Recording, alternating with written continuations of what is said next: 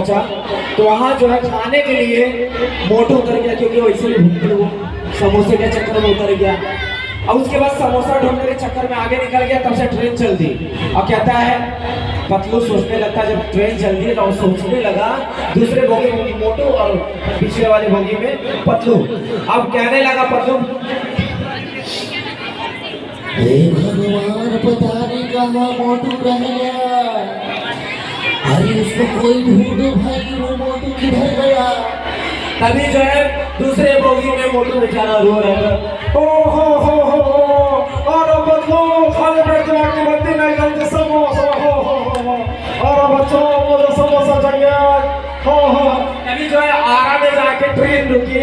बड़े फेमस हमारे जो है बिहार के बड़े अच्छे एक्टर है भोजपुरी के, उनका नाम सभी लोग के जुबान पर होगा तो होगा, आवाज में निकालने जा रहा हूँ, अगर जिनको पता होगा वो नाम जरूर बताइए, ठीक है।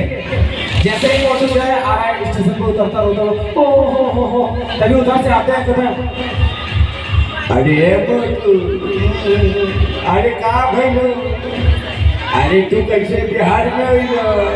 तभी बोलता है, हो मैं समोसा खाने के चक्कर में मैं उतर आ, लेकिन क्या बताऊं, हो समोसा नहीं मिला, मेरा पतलू दोस्त इधर उधर हो गया। तभी जो उधर से पतलू निकलते उधर, अरे मोटू मैं इधर हूँ, किधर हो तुम।